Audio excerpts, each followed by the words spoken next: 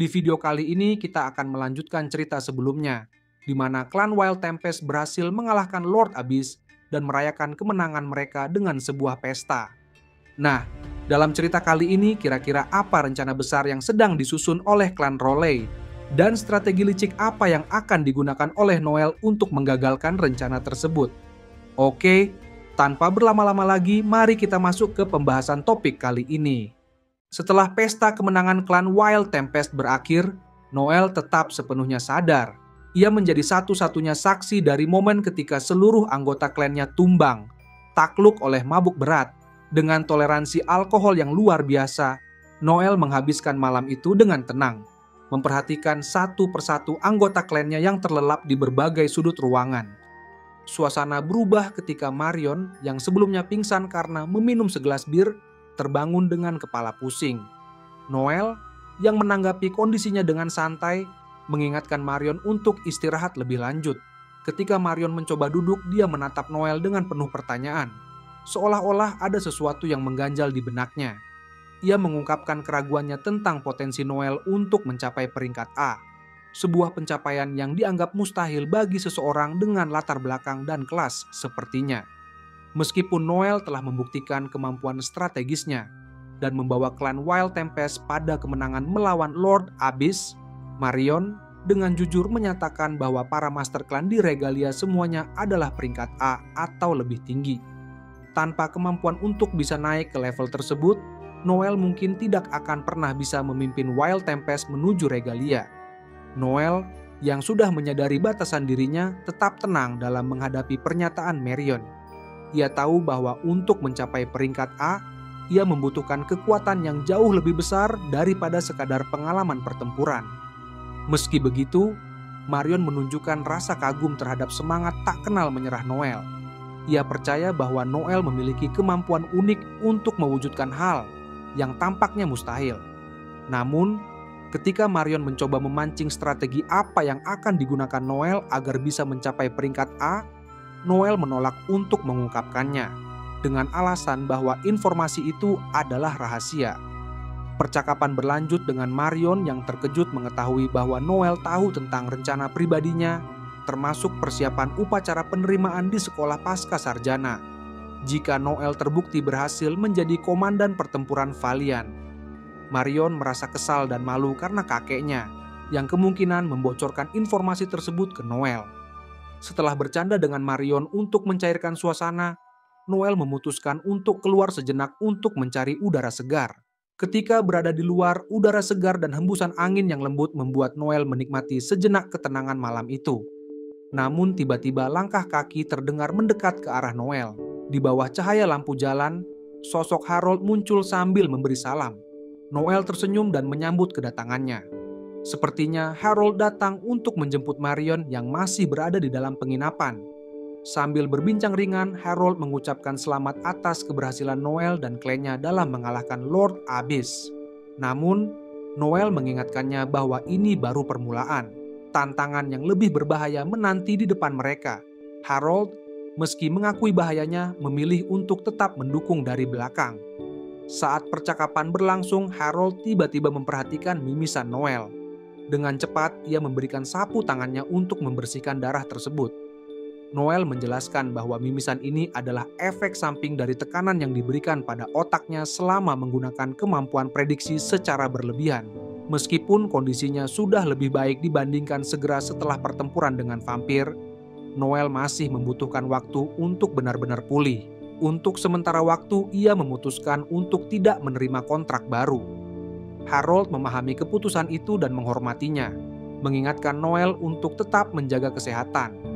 Sebelum beranjak pergi, Harold memberikan sesuatu kepada Noel, yaitu sebuah liontin merah berbentuk dua pedang dan kapak perang, simbol klan legendaris Bloodsword Federation. Harold menjelaskan bahwa liontin itu merupakan peninggalan dari kakek Noel, yang dulunya menjadi kapten garda depan klan tersebut.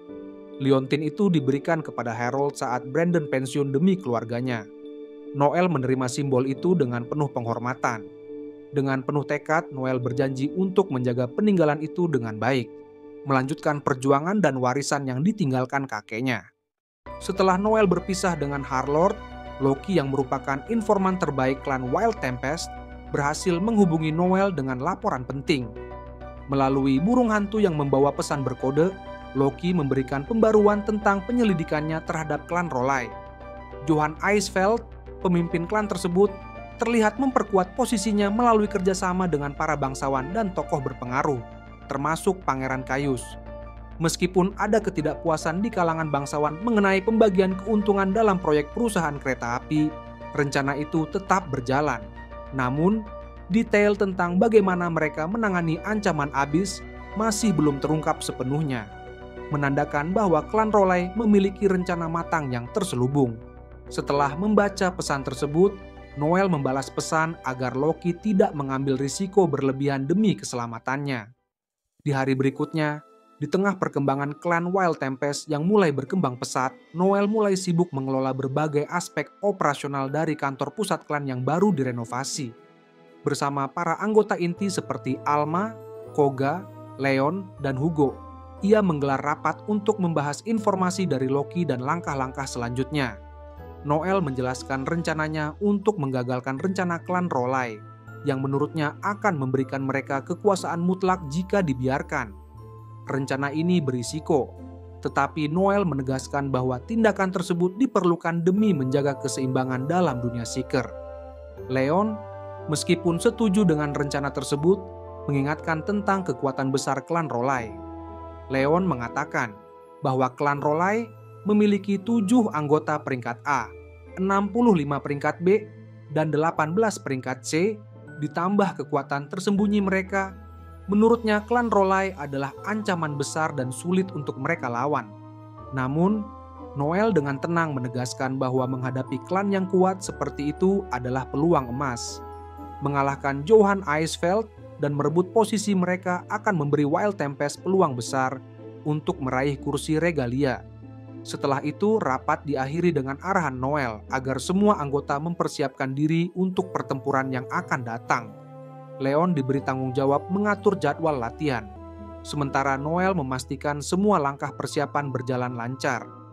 Dalam suasana penuh tekad, mereka sepakat bahwa pertempuran melawan klan Rolai bukan sekadar misi biasa, melainkan langkah strategis untuk meraih posisi regalia dengan cepat.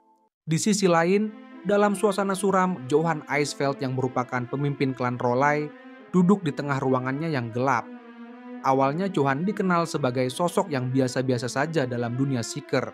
Tetapi dalam 5 tahun karirnya, ia menunjukkan perubahan yang drastis. Kemampuannya meningkat, dan kecelakaan yang menimpa para anggota senior klan secara misterius justru membuka jalannya menjadi pemimpin klan Rolai. Dalam 6 bulan setelah memimpin klan Rolai, Johan membawa klan Rolai meraih kursi regalia. Di kantor itu, Zero Lindrek yang merupakan wakil klan Rolai menyerahkan 2 surat penting kepada Johan yang berasal dari Vulcan Industries dan Pangeran Caius. Keduanya menyatakan bahwa rencana mereka berjalan sesuai harapan. Bioplan yang menggunakan teknologi canggih negara Rodanian menjadi salah satu kunci keberhasilan mereka.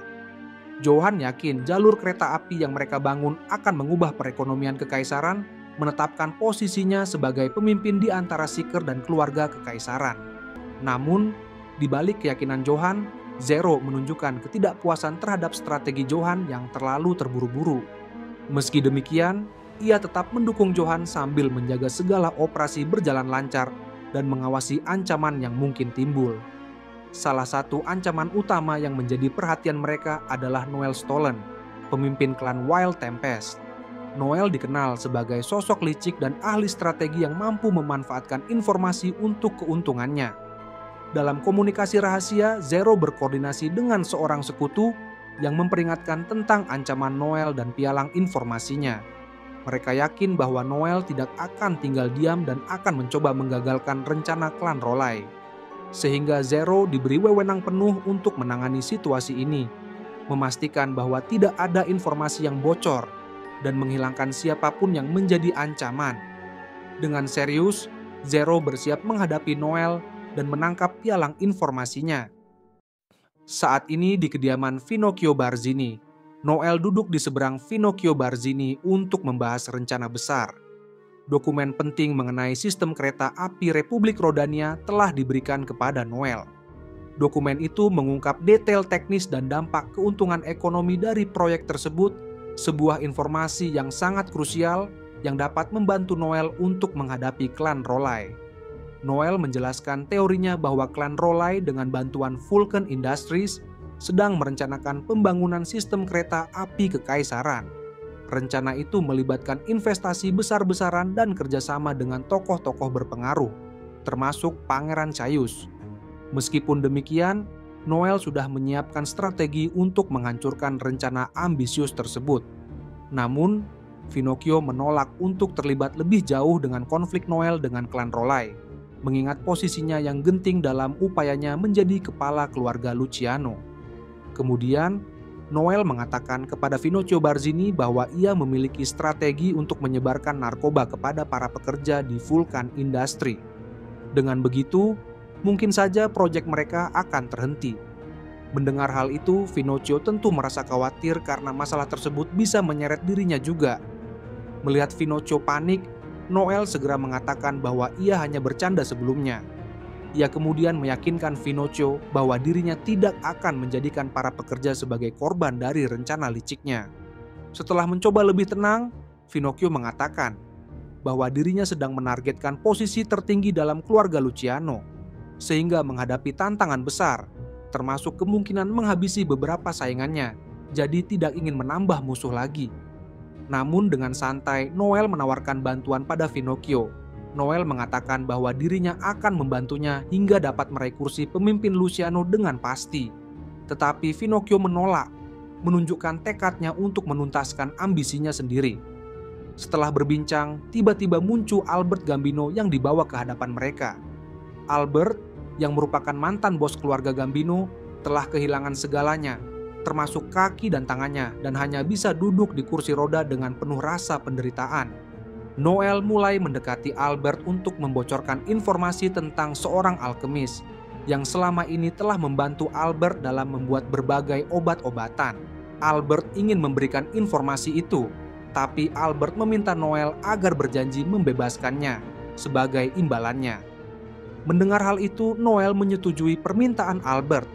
Namun, setelah mendapatkan informasi tersebut, Noel ingin mengajukan satu pertanyaan terakhir kepada Albert. Ia bertanya apakah Albert mengenal seorang gadis bernama Chelsea. Albert menjawab bahwa ia sama sekali tidak mengenal gadis tersebut.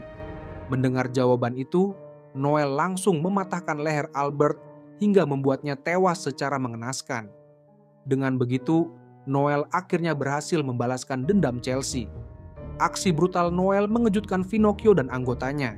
Namun, Finocchio yang terkesan dengan keberanian Noel hanya bisa tertawa dan menyimpulkan bahwa Noel lebih cocok untuk menjadi seorang mafia. Anggota Wild Tempest saat ini sedang menjalani latihan intensif di bawah bimbingan Leon yang baru saja mencapai peringkat A. Di sisi lain, Hugo memilih untuk kembali ke studio bonekanya yang sudah lama terbengkalai. Studio itu dipenuhi debu dan terlihat usang karena termakan waktu.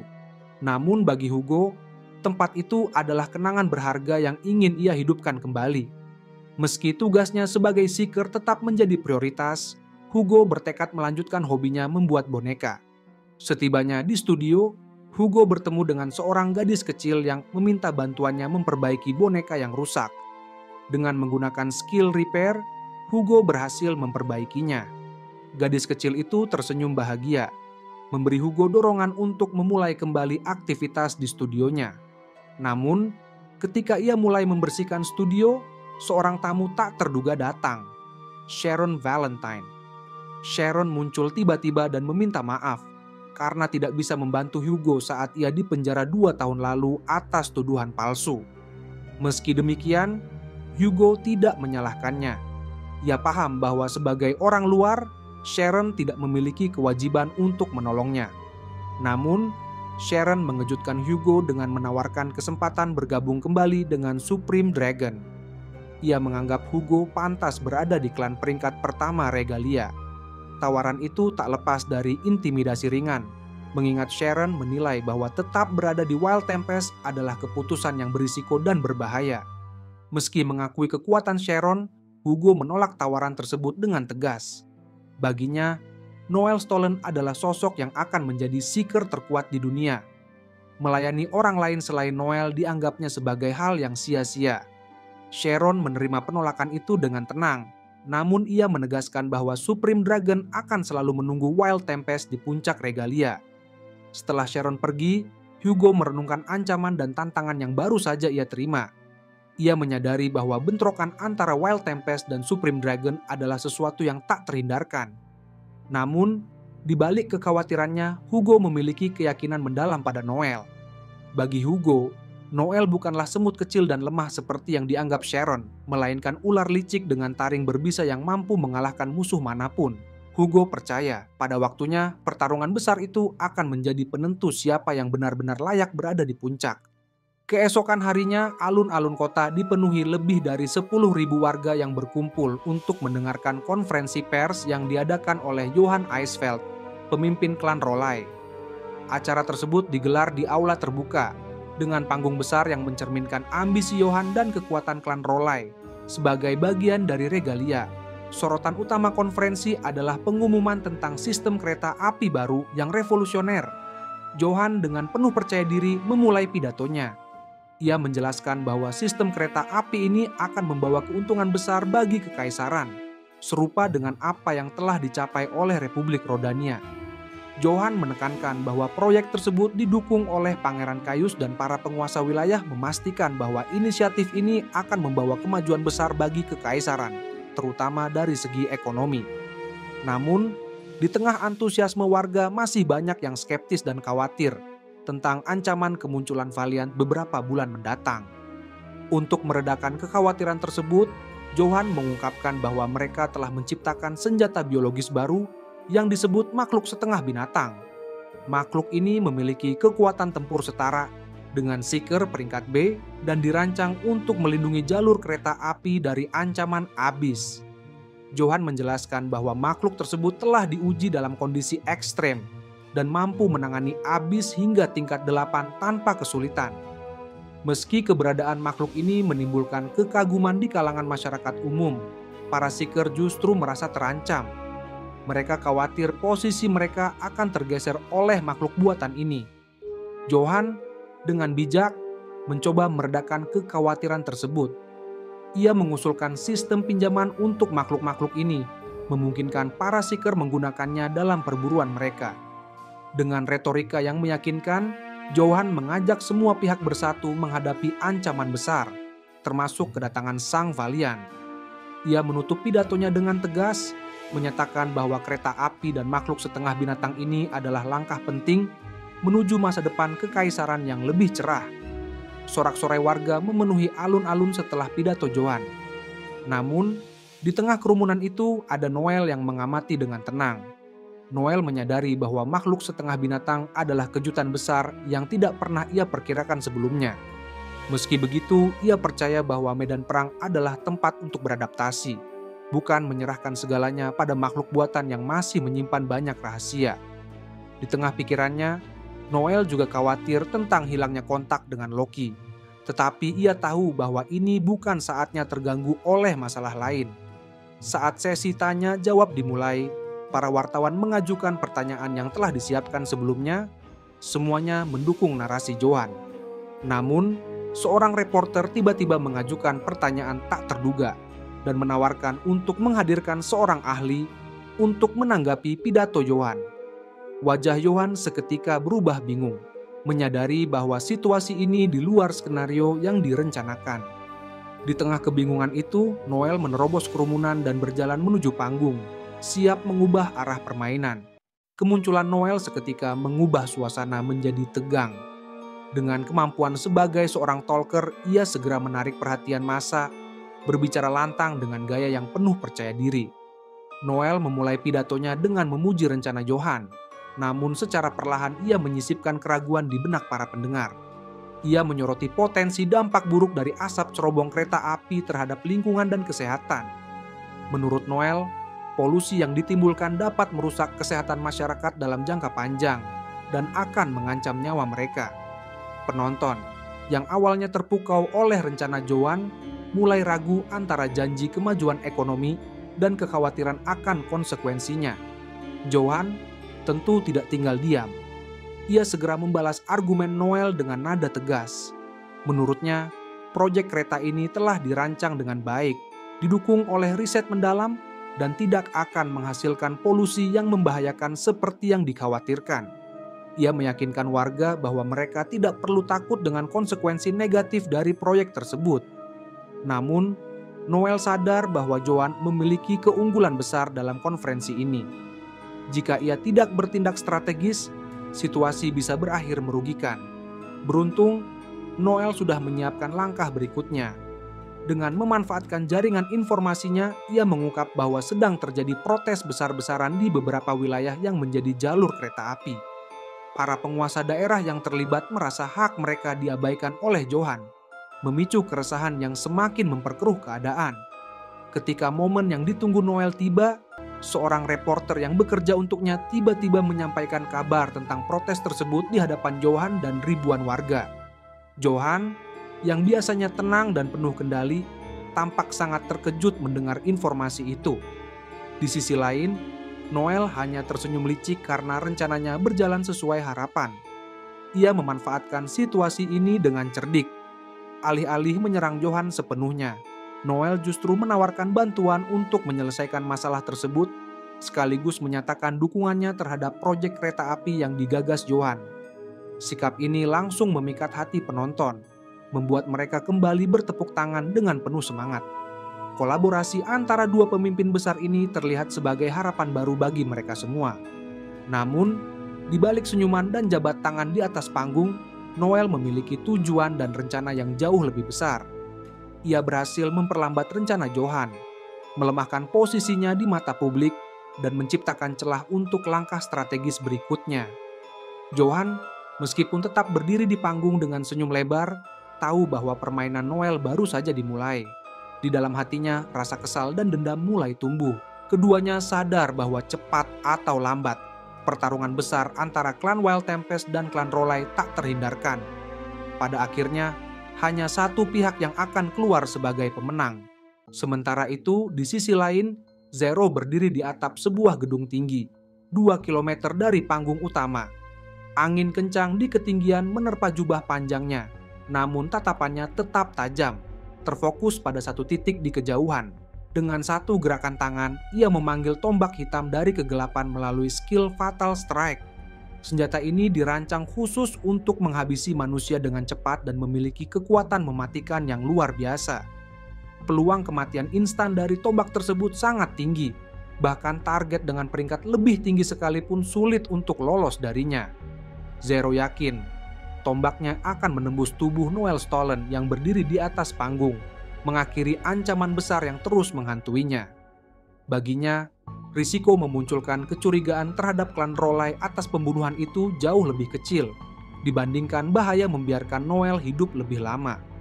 Setiap kata dan gerakan Noel selama konferensi telah memperkuat keyakinannya bahwa pria itu terlalu berbahaya untuk dibiarkan begitu saja. Namun, ketika Zero bersiap meluncurkan tombaknya, sesuatu menghentikannya. Dari kejauhan, Noel tampak menatap lurus ke arahnya, seolah mengetahui keberadaannya dari kejauhan. Tatapan itu penuh percaya diri, seakan menantang. Zero terkejut dan langsung mengalihkan pandangannya ke atas, di mana seekor burung kecil tampak berputar-putar di udara. Meski terlihat seperti burung biasa, gerakannya yang terarah membuat Zero menyadari bahwa itu adalah salah satu prajurit boneka ciptaan Hugo Coppelia. Burung itu seperti penjaga yang waspada, memperingatkan bahwa setiap serangan akan langsung digagalkan. Noel sudah memperkirakan kemungkinan serangan jarak jauh dari klan Rolai dan mempersiapkan langkah-langkah pencegahan dengan cermat. Dengan rasa kecewa, Zero membiarkan tombaknya menghilang, menyadari bahwa kali ini ia harus mundur. Namun, meski terpaksa menarik diri, dalam hati Zero mengakui keunggulan strategi Noel, namun ia tidak merasa kalah. Sebaliknya, tekadnya justru semakin membara. Baginya, konfrontasi ini bukanlah akhir, melainkan awal dari perburuan yang jauh lebih besar. Oke, itulah pembahasan topik kali ini. Mohon maaf jika ada kekurangan. Jangan lupa untuk like, share, dan subscribe. Sampai jumpa di video berikutnya.